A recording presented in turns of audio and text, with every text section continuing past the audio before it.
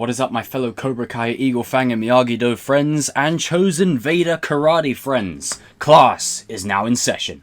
In this video, I wanted to talk a little bit about something that's been heavily requested, especially by Mohammed, who is a good subscriber, and, you know, shouting him out. So this video is for you, mate. But I did want to talk about this. I just wasn't sure what the right time would be to release said video, but anyway, I'm going to get into it, and I'm going to talk a little bit about one half of the Binary Brothers, in this case, Demetri.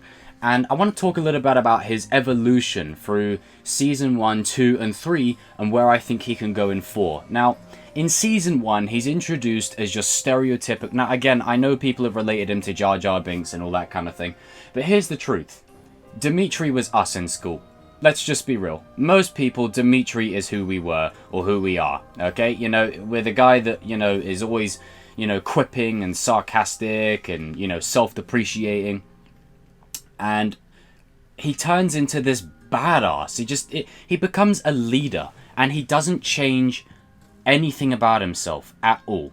But the way he's introduced with, you know, quiet Eli with the, you know, the nice little weird sweater, and, you know, he sat there with Miguel. This is their first meeting, and it's the start of a beautiful friendship, and the whole conversation leads on to just them three thinking how great it would be to be with the pretty girls or the rich girls. Fast forward to Season 3, each one of them is now matching up. Hawk with Moon, Demetri with Yasmin, Miguel with Sam. Now, I know Hawk and Moon are no longer together, but let's be real, you know, now that Hawk's kind of back with the good guys for all intents and purposes, I can see it happening that they're going to go down that route. And just seeing Demetri's evolution throughout the show about how he's, you know, he's this kind of spotless record type, you know. He wants his record to be 100% perfect. He doesn't want a single mark on it. He doesn't want to be in trouble for anything. He's literally afraid of his own shadow.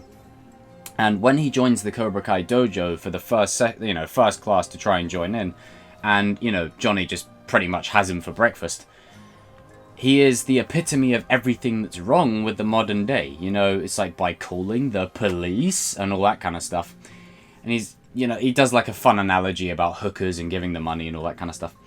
But just seeing his evolution from where he comes, he's one of them arcs where it's why Cobra Kai is such a great show and a great story. Because no matter what character's on screen, right? Johnny and Daniel, you're invested. Miguel and Robbie, you're invested. Sam and Tori, you're invested. Hawk or Demetri, you're invested. Hell, even Kyler now, you know, it's Sean. It's crazy. It's just crazy how it's gone on. Stingray, you know, even Amanda, Carmen, you know, all these characters. And just the way Demetri has evolved from Season 1, you know, calm down, Hawk, to just this calm, composed leader. And it starts with, and I say it so perfectly like this, one of my favourite scenes of his is when he joins Miyagi-Do. And Daniel says to him, "Do you want to be here, Demetri?" And he says, "Not really. But I'm literally being threatened by my own best friend."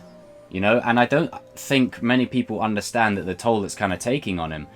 That he's seeing his best friend turn into, in his words, an alpha jerk, you know, who he used to just be best buddies with, just pretty much turn against him. And then break his arm, you know, and all that kind of stuff. You know, cool it with the nerd shit. And it hurts him on a deeper level because they've always been friends. I mean, I'm not gonna lie, it is kind of funny when he grabs Kreese's arm and he says, it's not, you know, accurate, the tattoo, and then Kreese probably just headbutts him or something. But he has no confidence in himself throughout Season 2 and 1 especially. He has no confidence in himself, he's very neurotic, he's very looking on the negative side of life. And I can see him being Daniel's most worthy project. Now, I know Robbie is Daniel's prize pupil. I know Sam is his star pupil. But Demetri is definitely the one that I feel like Daniel can say, I worked really hard with Demetri. Demetri was the most lost student I think I've ever had. The one that I actually taught to be inspired and better. And I love Demetri's approach to the Miyagi-Do training. Can I at least use a roller? It's hilarious. It was brilliant. And then after the Maul fight, you know, he's like, we got Jon Snow, Daenerys Targaryen in there. And he's like, I'm Sam Tarly. And then Daniel says, but Sam Tarly did kill a White Walker. And he's like, you watch Game of Thrones? I am so down with GOT. You know, it's like, I think it's that kind of thing where he sees Daniel embracing the nerdiness, and he knows how good Daniel is as a fighter, and how respected, you know, LaRusso is. And I think it shows him that he can be himself, he can learn karate, and you can pretty much be a badass and still enjoy your nerd shit. Whereas, in contrast to Hawk went the opposite way. He rejected everything about himself. There were little glimmers here and there when he's like, oh, there's a new doctor? Oh, it's a woman? Oh my god. Like, there's all that kind of stuff right across the board. Hawk is the inverse of Demetri. Hawk gets rid of all of that and becomes someone new to completely shed it. Demetri stays the same and becomes badass and a leader. And they're both very, like, there's interesting parallels there. And that is another reason why Hawk switched, you know, just to go off tangent a little bit. That's another reason why Hawk switched, because he sees that, you know, the nerdiness of Demetri is still there, but Demetri can fight now. So maybe Hawk can be that too. A nerd and a badass, you know? He sees it and it's sort of, it just works for him, you know? And I think the bond between Demetri and Chris is really cool, you know, when Chris joins Miyagi-Do after he leaves Cobra Kai. And the bond that they share, and, you know, Daniel taking his time with Demetri. He can't rush the training, you know, he can't make it look elegant and badass and cool. He takes his time with him, and he encourages him by saying it's your spidey sense and all that kind of stuff. And Demetri's like, oh, you know, cool.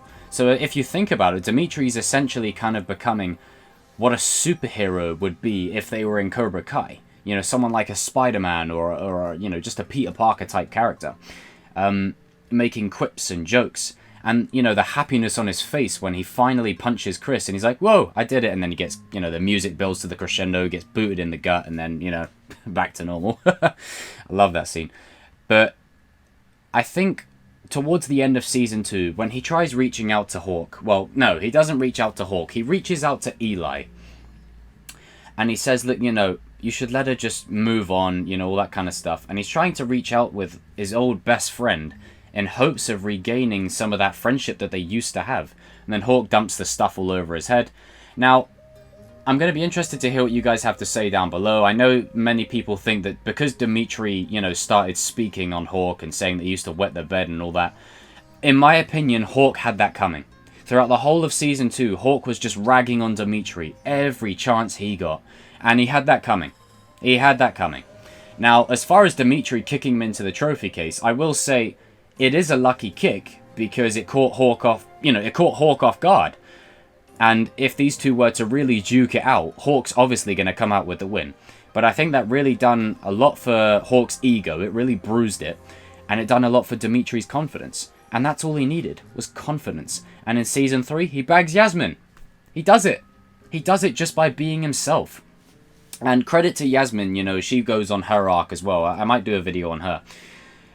But I think what I love most about Demetri is despite everything that Hawk has done to him, you know, breaking his arm, forcing him into fights, chasing him through the mall, you know, every time Demetri reaches out, Hawk pushes him away. All of this stuff. When Hawk saves him in what is probably one of my favourite moments in the show, when Hawk saves Demetri, and he's like, do you want to help me win this thing? And Demetri just so nonchalantly says, yeah. If that isn't a friend right there, I don't know what is.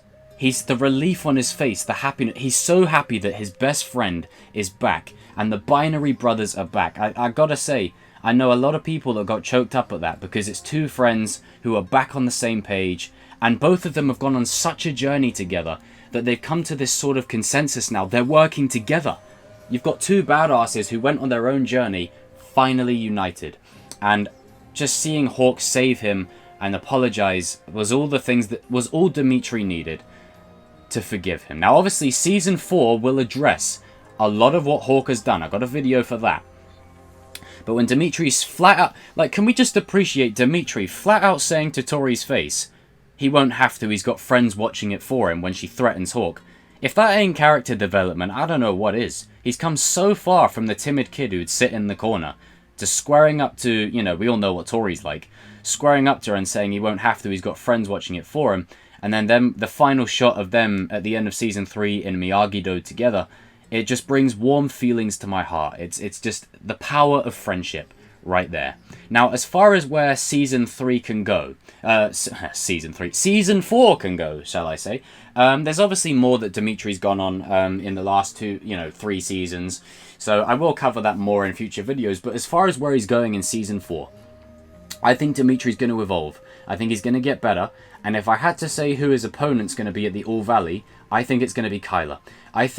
I know people want to see Kyler versus Hawk, but in my opinion, we know that's an easy win. We know Hawk would destroy Kyler. Hawk would absolutely eat Kyler for breakfast.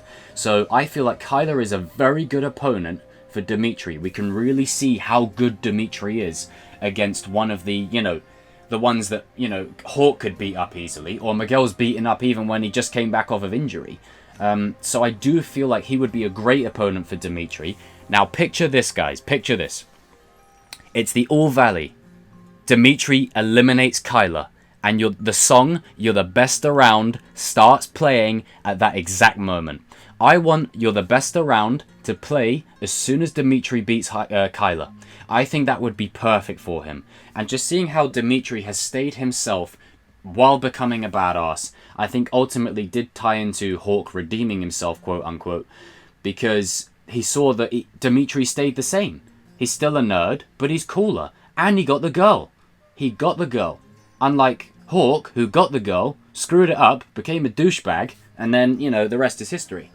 So, again, there's a lot in Season 4 that Hawk has to make up for, but in regards to Demetri, aside from the All Valley, I think you're going to see him get a lot stronger. I think you're going to see him become a very competent fighter. Now, do I think he will be on the level of Miguel and Robbie?